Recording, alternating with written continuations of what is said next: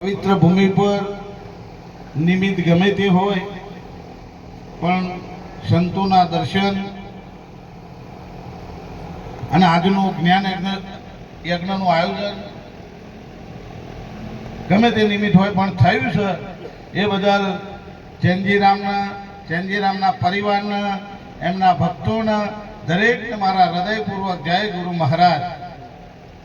આજની સભામાં વ્યાસપીઠ ઉપર બિરાજમાન પરમ પૂજ્ય પરમ વંદનીય બ્રહ્મનિષ્ઠ બ્રહ્મસૂત્રી એવા અમારા પૃથ્વીજી મહારાજ, માલોસનાની ગાદીથી બાબુરામ મહારાજ, હરદેવપુરી બાપુ, દરેક મંચસ્થ ઉપર બિરાજમાન આચાર્ય મહાપુરુષોના ચરણોમાં મારા કોટી કોટી વંદન.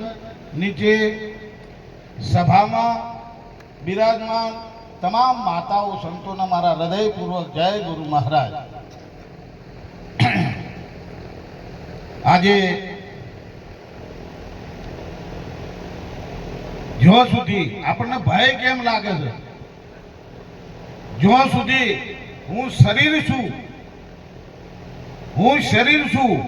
એવું જ્યાં સુધી માનશો ત્યાં સુધી ભય લાગવાનો ને લાગવાનો. હું મારાથી બીજો કોઈ છે, હું પદાર્થ કે વ્યક્તિ બીજી જોઉં છું તોય ભય લાગવાનો. અને ત્રીજું કે અસત્યનું જો તમે આચરણ કરશો તોય ભય લાગવાનો.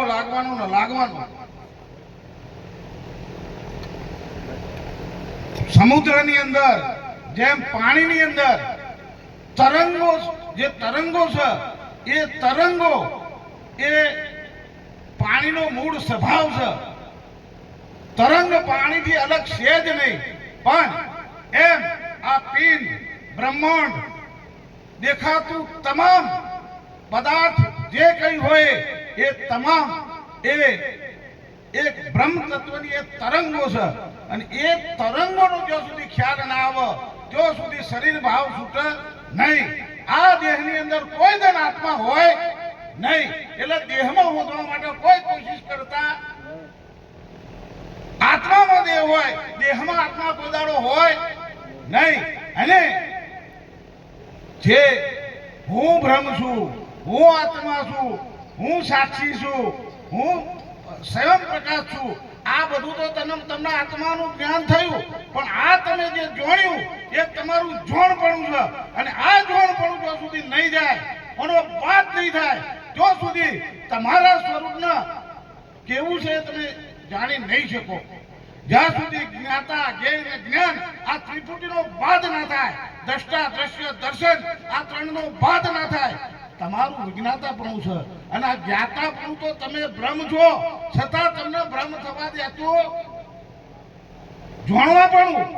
અને એ મહાપુરુષ બોલે છે કે જાણવાપણું હવે મેલજો ને, નહીં આવે ભવનો અંત મારા વાલા. હે જાણવાપણું તમે મેલજો રે. ભવ એટલે થવું, અને તમારું છે હોવું. અને તમારા હોવાપણાનો ખબર પડી જવું, ઓનું નામ જ જ્ઞાન. જ્ઞાન ઉપર કોઈ વસ્તુ છે નહીં. જ્ઞાન એટલે તમારું સ્વરૂપ. જ્ઞાન અજ્ઞાન બે વસ્તુ જ્યારે તમારા સ્વરૂપની ખબર પડે છે, સદગુરુ ચરણે જશો તો જ્ઞાન અજ્ઞાન બે જતું રહે છે. અને તેની ગંગા સતી એવું બોલી છે કે ધડ રે ઉપર જેને શીશ મળે નહીં પાનભાઈ, આ ખેલ છે ખોટા દઈ તેરી ધાર. તમે તમારું શિર ઉતારો પાનભાઈ, તમને રમાડું બાવળની. આ તો જ માથા હાટેનો માલ છે.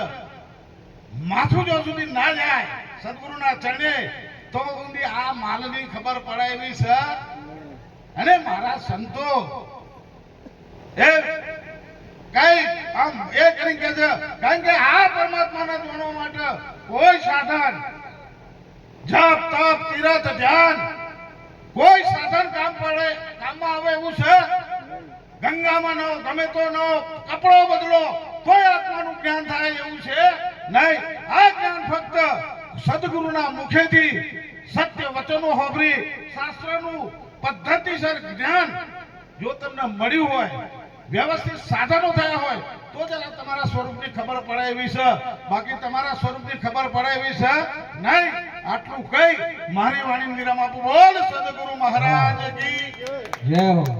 ચાંદખેડાથી મહેશરામ બાપુ પધાર્યા છે, આપણને આશીર્વચન સત્સંગનો લાભ આપે. મહેશરામ બાપુ.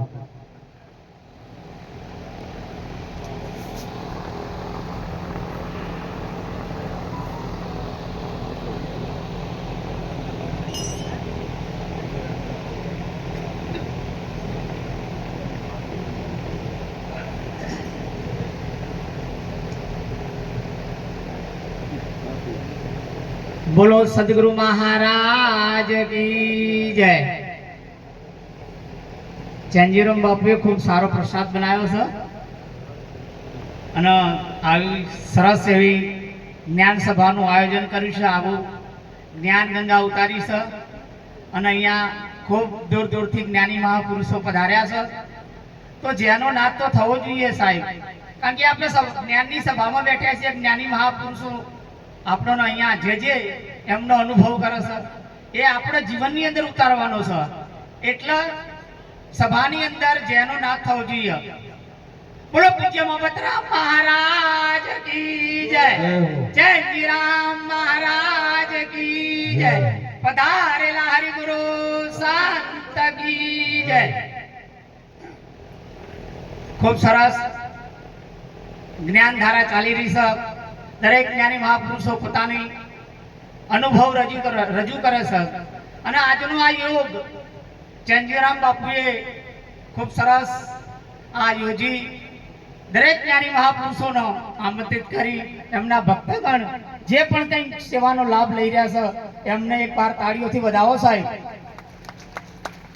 કારણ કે એક સંસ્કૃતના શ્લોકમાં કીધું છે કે એસા ન વિદ્યા ન તપો ન દાનમ, ऐसा न विद्या न तपो न दानम, ज्ञानम न शीलम न गुणो न धर्मा, ए मृत्यु लोके भूमिवार भूता मनुष्य रूपेण मृगा चरमती. जो તમને એક મનુષ્યનું રૂપ ધારણ કરી અને જો તમે એક પરમાત્માની પ્રાપ્તિ નથી કરી તો તમારું જીવન એક મૃગ સમાન છે. કારણ કે મૃગની નાભીની અંદર કસ્તુરી રહેલી છે પણ એને પોતાને ખબર નથી. એ દર ભટકશે અને દૂર દૂર જોવો છે.